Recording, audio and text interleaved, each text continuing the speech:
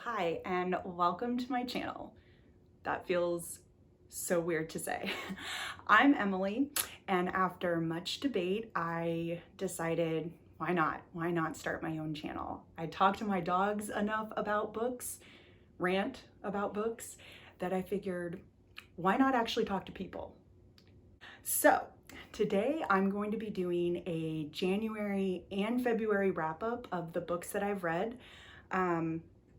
I could have just done February, but I wanted to do January as well because I knew that at the end of the year, when I was going through all my books, I would want to have a catalog of all of them as opposed to just randomly kind of starting the second month in the year. So yeah, that's what we're going to be doing today. So the first book that I read in January was For the Wolf by Hannah Witten. And this is a fantasy, and it's about these two sisters, Neve and Red. And in the kingdom that they live in, they believe that in the royal line, the first daughter is going to be for the throne, and the second daughter is going to be for the wolf. She's going to be the sacrifice that they basically throw into the woods and hope that she will be satisfactory enough for the wolf that he'll release the 5 kings that they kind of deem as like gods in this universe. And so for their entire lives, they've always known their destiny, that Neve is going to eventually take the throne, but when they turn 20, Red is literally going to be thrown to the wolves. And so their 20th birthday comes around, and Red has she's resigned herself to the fact that, like, okay, this is my fate. I'm gonna go into the woods and I'm gonna die because all the second daughters before her have died. But Neve wants her to fight. She will not accept this fate. She wants to save her sister. So she's trying to come up with a plan to get Red out of this. So Red goes into the woods, not the wolves. She goes into the woods. And she basically, all the stories that she's been told, she finds that they've not been as accurate as the people of this kingdom would like her to believe. And the biggest one being that the wolf is not actually a wolf, but a man called Aemon. So I gave this book 5 stars. I absolutely loved it. This is like the most atmospheric read. Perfect for autumn and winter. Like, oh my gosh. The prose in it is so descriptive. It's so beautiful. Like, you feel like the woods are wrapping you up in its leaves and vines, and oh my gosh, it's stunning.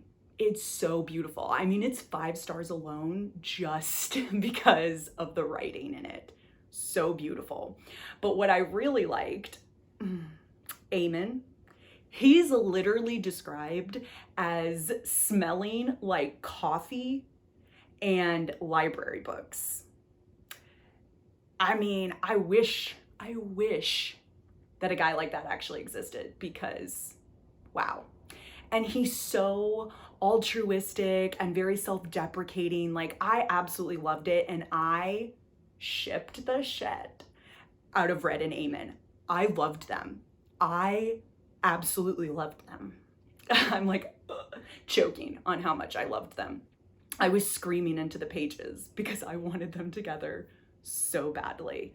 The only thing that I didn't love is that every once in a while, the majority of this book, I would say like 90% of this book is from Red's perspective, but every once in a while they would give us a Neve chapter. And it wasn't that I didn't like Neve, because I did, but I just felt like her chapters were a little bit more predictable. Like, I kind of knew the direction that they were going. And so the whole time I was like, okay, but let's get back to Red and Aemon. Like, that's what I'm interested in. That's what I want to know. Yeah, I really loved it. I thought it was really cool. I'd never seen the Woods play such a major character in something. Like the Woods itself were a character, like a living, breathing character. And I really loved that. So it was interesting to see Red kind of uh, like get used to the fact that her fate is going to be completely different than how she originally saw it for those first 20 years of her life. And how is she going to reconcile that? And I thought it was so beautiful. I was in love with it. Like, I am such an autumn winter person. So, yes, if you are an atmospheric reader, you need to read this. Like, oh my gosh. I immediately got the second book. Well, pre-ordered it because it doesn't come out till later this year. But I'm so excited. I loved it. So beautiful. Look at this cover too. Wow. The second book that I read for January is The Four Winds by Kristen Hanna. And this is a historical fiction. And it starts out in the 20s, and it's about this girl called Elsa who, when she was younger, she was ill. And so her parents just kind of wrote her off and was like, okay, well, you know, she's a bust. And they basically secluded her into her room and were like, oh, you're too sick to go out. That's fine. So Elsa has spent the majority of her life like in her room reading books. Relatable. But she yearns for that adventure and that love that she reads about in her romance novels. And so one day she gets like a rebellious hair and is like, I'm gonna go out. So she goes out and she meets this guy called Rafe, and she gets pregnant. And her parents are like, absolutely not. He's Italian. He has no money. Like, no, we're not supporting this. Like, you're done. So they drop her off at Rafe's parents' farm and are like, okay, good luck, and just leave her. And she's essentially forced into marrying Rafe. And the two of them have to give up like any semblance of a dream that they had for their life, which for Elsa wasn't really that much. But for Rafe, he was like about to go off to school. And so it skips ahead like 12 years, and now we're in the Great Depression, the Dust Bowl, because they live in Texas. So the Dust Bowl was very real for them. And now the main like conflict, I would say, other than, you know, externally what is happening, but is the conflict between Elsa and her daughter Loretta, because they are the exact opposites. Elsa is very practical. Like she's had so much emotional abuse by her parents that she's like, you know, I just got to keep my head down and do the work, and like things will work out. So that's kind of her motto. She's like, you know, the rain will come, like we can't leave this land, because she is so appreciative of Rafe's parents for like taking her in, and she's grown very close to them, and she sees the land as like, you know, life. Like she cherishes it. And Loretta, who's 12, is like, we got to get out of here. Like this place is death. We got to go to California where things are better. And they're just constantly clashing. And it's so sad because Elsa, even though the pregnancy, you know, completely changed the course of her life, like she loves her daughter so much because she finally had like someone to love, because she didn't get it from Rafe. That's for sure. So it like kills her every time Loretta is just so mean to her. But yeah, so it's mostly about the love relationship between mother and daughter, set in the Great Depression and Dust Bowl. I gave this book 4 stars. I really liked it. I don't think it will be for everyone because there's not a lot of action. Like it's very slow. It's very much like this is a day in the life of what it was like for people in that time period. So it's not action packed, but I found it fascinating. I loved it. And what I loved that it did that other historical fiction doesn't is there was no like 2 different timelines, like past and present. I do not care for that. So this one I loved because all of it, literally all of it takes place in the past. Like it's not like Elsa's great great great great granddaughter discovered, a journal. It's literally like the whole thing is Elsa like in the past, and I really liked that. So I really like, very character driven stuff where there's not a lot of action. So I really enjoyed this. I found it so interesting, and if you're interested in this time period, like this is definitely the book for you. The only thing I will say is I hated the ending. I'm not here for it. And you know what? I felt the same way about her other book that I read, The Nightingale. Loved it for like everything but the end. I'm just not here for that. I'm just not here for reading a book this thick. Okay? And then it not being a happy ending. I'm not here for it. I'm not here for it. Okay? I'm here for happy endings only. And this, no. But other than that, I really enjoyed it. I actually read it very quickly because I was so interested in it. But yeah, I had to knock it down a star because I'm not here for the unhappy endings. No, absolutely not. So the next book that I read for January is The Cruel Prince by Holly Black. And this is a fantasy. It is about a girl called Jude who, when she was like 7 years old, this Fae shows up at her door, kills her parents, and then takes her twin sister Taryn, and their older half-sister Vivian, and takes them back to fairyland. I mean, that's quite a start to the book, right? So Vivian is actually the Fae's daughter. And so in this land, humans are seen as like lesser than, like absolutely. The only other humans in this land were basically like kidnapped, drugged, and work as servants. Like they have no idea what's going on. And so Jude and Taryn are actually pretty privileged, to be honest, because even though that sounds terrible, but like even though the guy who killed their parents and kidnapped them, is an awful person, he is like very rich. He's like the general to the king, and he treats Jude and Taryn like his own children. So they live in like the lap of luxury, unlike any other human in this world. And they go to school with royalty, but it's very dangerous for them because everybody views humans as so like fragile and delicate, and so they're constantly trying to like trick them and like physically hurt them or kill them even, because they just don't care. They just view them as weak. And no one is crueler than the youngest prince, Cardan. I gave this book 4 stars. I was pretty hesitant to read it, to be honest, because I knew who the ship was going in. I knew that everyone shipped Cardan and Jude. Like that was just a given. I knew nothing of this book, and I knew that that was a ship. But I was hesitant to read it because I was scared that he was going to be too cruel and that I wasn't going to ship it. And I actually felt that way about when he actually started being cruel to her, and I was like, they're going to have a major twist for this, because I'm not going to be able to ship this unless they can explain this away. Like, because I'm not here for the cruelty. I'm not here for it. So bless they did.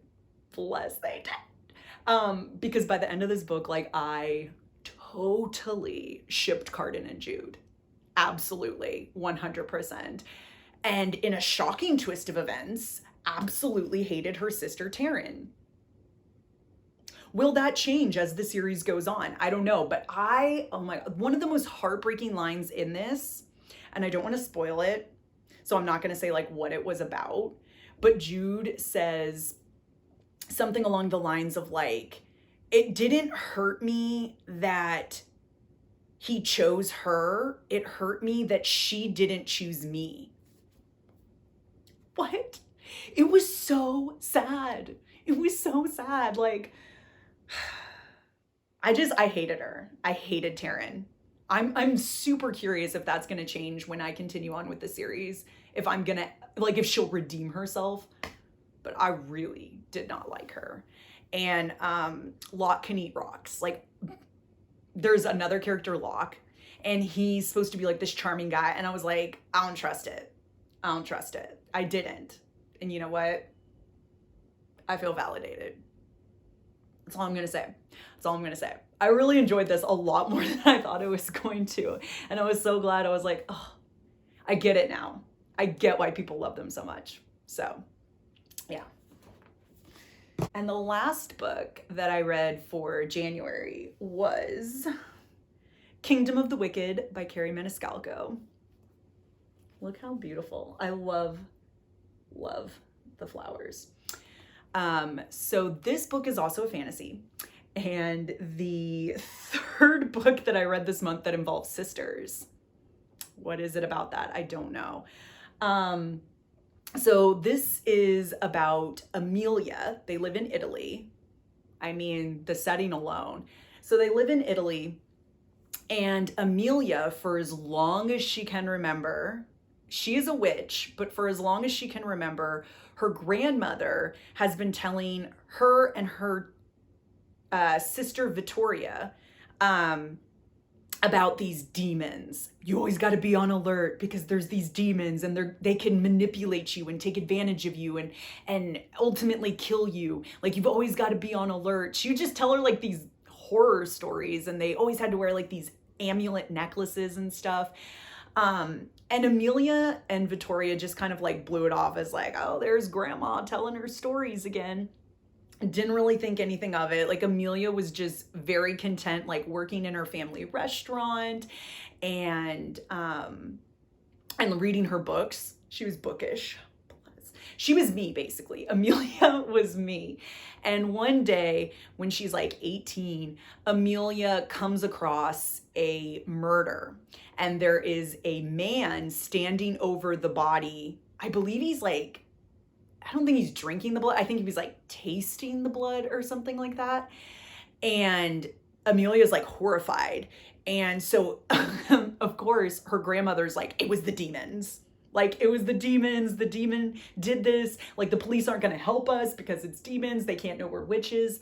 And Amelia's just like, it was probably a man. Like, it was probably, if anything, it was a witch hunter or something. Like, it was not like a demon. Like, she still didn't believe.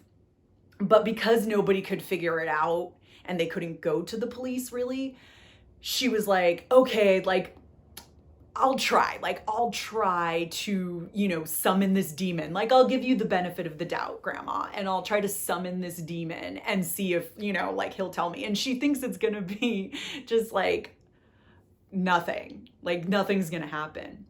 But then a demon actually shows up, and it's the same guy that she saw over the body.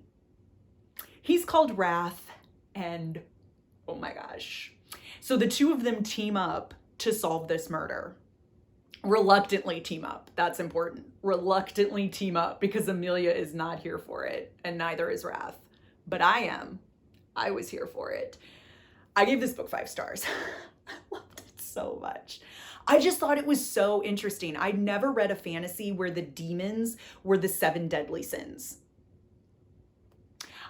I thought that was so cool. And then, like, their power is to use, like, their deadly sin to basically manipulate humans, witches, whatever, into being so consumed with this sin that they ultimately end up killing themselves. So, like, the demon isn't even really killing them. I mean, technically, yes, because he's putting that emotion on them. I thought it was so cool. I thought it was so cool. Oh my gosh. And also, the description of food, if you like Italian food, like authentic Italian food, this book made me believe that I would actually like cannolis. Okay, I went out and got cannolis. Still don't like them, but this book made me believe it. Wrath's obsession with them made me believe it. Made me believe that it would be good. It's not. I don't like them. I still don't like them, but this book made me believe that maybe one day I could. I loved Wrath and Amelia. Like, oh my gosh, oh my gosh. I loved them so much. Enemies to Lovers, it's my jam, it's my jam. I loved it so much. And yeah, I immediately ordered the second book, Kingdom of the Cursed. Yeah, it's sitting right here, right off there. Oh my gosh, I can't wait. Like I just loved it so much because I love the mystery. I love a good murder mystery, okay? And reluctant partners in crime, solving a crime. Yes, yes, 5 stars, 5 stars. I loved it so much. Which is probably a good thing because then I started February off with this. The Assassin's Blade by Sarah J. Maas. I need another drink. Not today. Mm-mm. Oh my gosh. So this, I'm upset. I'm upset even talking about it. So this is it's actually 5 novellas in one book. So it's the 5 prequel novellas of the Throne of Glass series. And I'm like, I don't want to go on, but I will. I'll tell you. So it is about a girl called Selena who, when she was young, was essentially made into an indentured servant by this guy, Arabin, who just thinks that he is the shit. He thinks he's the best. He's the most clever. He's just everything, okay? He's not. And he takes in this girl, Selena, and trains her to be an assassin. And like the best assassin. So this book starts when she is 16 years old and she is the best. She is the best assassin. And she knows it. She knows it. And so anyway, she gets assigned on this mission with this guy, Sam, who she is always believed to be her rival. So they go on this mission that they think is about one thing, and it actually turns out to be about something else. And it actually, they're not here for it. It, like, morally, they're assassins, okay? So you know it's got to be bad when the assassins are like, morally, this feels wrong. And so they're like, yeah, we're not going to do that. And they try to turn the mission sideways, basically, make it go sideways. And this book is like the consequence of that, like how they try to do it, and then the consequence of their actions. And I'm upset. Okay, I gave this 4 stars, but I'm upset. I'm mad. I'm still mad. I read this at the beginning of the month. I read this at the beginning of February, and I'm still mad. I'm still mad. Okay, so here's where I went wrong. Here's where I went wrong. I had debated with myself on the order in which I was going to read this series by publication date, which would have made this, I think, like the 3rd or 4th book I would have read in the series if I had started in the order that they were published, or chronologically, which obviously this would have been the first because they're prequels. And I ultimately decided, I decided wrong. Don't do this. Do not read it in chronological order. Read it in publication. But I decided, yeah, I'm going to read it in chronological. That makes sense. I went into this knowing nothing. The only thing I knew were names, which is actually a miracle in itself that I had not been spoiled about anything, really. But I just knew names. And so I'm reading this and none of the names are the same, which should have been my first clue. So I'm like an overthinker and I'm like, I'm so confused. Like, did people like this book? Because like I said, it came out, I don't know if I'd say in the middle of the series, But like once the series had already had a few books in, so I'm like, did people like this? Like I'm not recognizing any of the names that I thought were in this series. So I'm like, is this just like some random character that's not really like the main character in the series? I was like, you know, ships are already established at the point, you know, 3-4 books in. So I'm like, were people like mad that this was about a ship that, I don't know. So I'm like trying to overthink this and really trying to like get in, but I'm like, well, I don't recognize any of the names. So like maybe this is just another ship that I didn't know about, because first of all, Selena gave me such Beth Dutton Yellowstone vibes. Beth is my queen. I love her, as if, you know, you couldn't tell by the mug that I drink my coffee out of. I love her. And Selena gave me, oh my gosh, there was one novella where she was like covered in bruises and she was like rude, but she like had all this nice stuff. And she's the best and she knows she's the best. And she just wants to like arm other women to be able to take down the men. I loved her. I loved Selena. I loved her. And so naturally, I fell in love with her reluctant, subconscious love for Sam. I love them so much. Like childhood friends turned lovers. Loved it. I loved it. I shipped Sam and Selena. I literally highlighted every single time that one, Selena, did or said or was described as something like Beth, but also like every time she mentioned Sam, because there's some novellas that he's not in, but he might as well be, because Selena mentions him so many times. She'll be like, oh, I wish Sam were here. Or she'd be like, if Sam were here, blah, blah, blah, blah. And I'm like, I love them so much. I love them so much. And then there is something that is foreshadowed, I'd say like 75% in. And I was like, no, it was the most obvious foreshadowing ever. I was like, it was so obvious that I was like, this cannot be what's actually going to happen, because there's no way, right? Like, but then I remembered, you know, that everybody else read this book 3 books in. So they already knew what was going to happen. It didn't matter that it was the most obvious foreshadowing ever, because they already knew. And I'm mad at myself. I'm so mad. I'm so mad. This would have been my favorite book of the month, of the year so far. I loved it that much, if not for the end.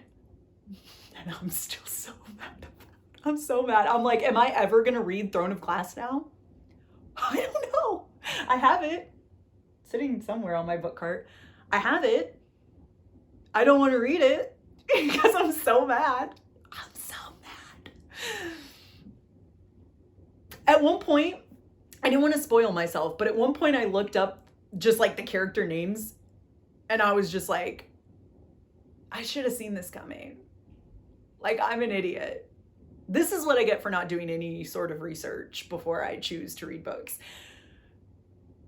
I'm so mad. I'm so mad. I'm so mad. But I will say, yes, if you are going to read the Throne of Glass series, do not read it in chronological order. Because here's the thing. If I had read it in publication order, this would have been like, okay. I would have been like, okay, cool, like a deep dive into the past, like no big deal, whatever. But because I read it first, this was like maddening heartbreak. Like, I'm so mad at myself. I'm mad at the book. I'm mad at myself. Trust no one. Now I'm like, I read both A Court of Thorns and Roses and House of Earth and Blood. And I'm like, trust no one. Like, I'm like, do I even want to continue those series? Because like, trust no one. Trust no one, okay? I need to set this down. It's got to be done. I can't. So the next book that I read after that was Divine Blood by Beck Michaels. And this is also a fantasy. It's about a girl called Dinah who, when she was like 8, maybe. Yeah, when she was like 8, this shadow demon came to her village and killed her brother and her parents. And this demon comes every 10 years. And every 10 years, the town people are like, yeah, we got this. Like, it's fine. And then people die. And so Dinah, it's been like 9 years. And Dinah's like, yeah, no, I'm not going to take that chance with my younger sister. Like, she's not going to die. I'm not going to let that happen. So she has spent 9 years trying to find a way, an answer to how to defeat this demon to get it to stop. And she ends up finding this journal, this journal from her ancestor with like this map that's gonna lead her to the answer. So she takes off, which she's not supposed to do because the village is like hidden to protect her and her people. And, you know, everyone says if you leave this, you're gonna die. Like if you leave this village, you're gonna die. And, but she does it anyway and immediately gets into trouble. But she ultimately teams up with her cousin Zev, who is like part werewolf, and this celestial prince, Cassiel. And they all, for very different reasons, go on this journey to follow this map. And I'm not going to get into why, because that would be a spoiler. But yeah, I gave this book 4 stars. I liked it, but I don't really care for books that have multiple points of view. I don't like it. Because I get so into what I'm reading and I want that connection with the character that I'm following that when it skips and like goes to another it like immediately severs that connection for me. And I'm like, it's jarring. It's jarring for me. I don't like it. Okay, I didn't mind it so much in this because for the first like 200 pages, it's just going between Dinah, Zev, and Cassiel. And I was like, okay, that's okay because they're all together. Like the 3 of them are always together. So it wasn't like, I was like, oh, I wish that I was reading this person's because then I could be with them and that's where the action is. That's the story I'm interested in. So I will give it that. But then like 200 pages in, they introduce another character that's not with them. And then 300 pages in, they introduce another character that's not with them. And it wasn't that I didn't like these characters. Like I will say that I was interested in all of them. But I was like, can we just pick one? Can we just pick one? But other than that, I really liked it. Other than the writing style, I really liked it. Totally shipped Dinah and Cassiel. I'm here for it. They had a version of the only one bed trope that I thought was so funny that I'd not seen before. I really liked it. I really, really liked it. There's a second book that I already have, but I've not read yet. And I'm super curious if they're going to introduce more perspectives or if we're just going to stick with the ones that we know. But there was a lot of tropes in here between Dinah and Cassiel that I was just like, and it ended that way. And it makes me very excited for the second book. I'm very, very excited. The last book that I read for February was Caraval. I'm gonna go with Caraval by Stephanie Garber. This is also a fantasy, and it is, not surprisingly, about sisters. Was there any book that wasn't? I literally think The Assassin's Blade and like maybe The Four Winds were like the only ones that didn't involve sisters. But this book is about Scarlet, and she and her sister Tella live on this island with their like insanely manipulative, vindictive, abusive father. And he uses them against each other, which is just awful. And their mother left, which Can't blame her for that. And so their only solace was their grandmother telling them these stories of when she took place in this game called Caraval with this guy, Legend. And it just sounded so magical and mysterious and fun to these girls that when she was a little girl, Scarlett started writing to Legend to basically beg him to bring this show to their island, so that they could participate. And he never wrote back. And then when she's like, I assume she's like 18, I don't know. But she got engaged. And she writes him one last letter that's like, hey, I got engaged, so this will be the last year that I could really go to this. And she actually gets a response. And he sends her 3 tickets for her, her sister, and her fiance to go to the show. And so at first Scarlett's like really excited. And then like she gets like her logical overthinking brain comes back and she's like, oh no, we can't go. She's like, I'm about to get married. Our dad will literally kill us if we go, if we leave this island. So she's like, I got these tickets. It's exciting. I'm so excited he wrote back, but like, we can't go. And Tella's like, yeah, we can. Tella, her sister's like, we're going. She's like the exact opposite of her. She's like, this engagement is not going to work out. You've not even met this guy. She's like, he could be worse than our dad. It's an arranged marriage that was set up by our dad. Like, it's going to be bad. Like, let's just go to the show. Like, please. And so Tella gets this guy, Julian, who's a sailor, I think, to kidnap Scarlett and bring her to this island to participate in this show. But when they get to the island, Tella goes missing. And Scarlett's only choice is to participate. Like, she has no choice now. She can't go back because she has to get her sister. And she has to participate with this guy, Julian, who she barely knows and she doesn't trust because, he just kidnapped her. I gave this book 5 stars. This is such a fun time. It's so magical in like an illusion type of way. It was so good. I really liked it. I totally shipped Julian and Scarlett. And I felt like it also just kind of like really sucked you in because Scarlett didn't know what was real and not real. And I didn't know what was real and not real, but I sure as hell wanted Julian and Scarlett to be real. It was just so cool. It was like you were in it. Scarlett is me. She was such an overthinker. And, but I actually really liked that because I felt like, oh, that would be me. Like at first I was kind of frustrated with her. I'm like, oh my gosh, just go, just have that adventure. And then I was like, what? I was like, what are you talking about? Like you would be the exact same way. So, yeah, it was so fun to kind of decipher. Like, it was like a mystery that I did not see coming. I made my guesses. And it was like halfway through and I thought I was going to be right. I was like, oh, I knew it. I guessed it from the start. I was not right.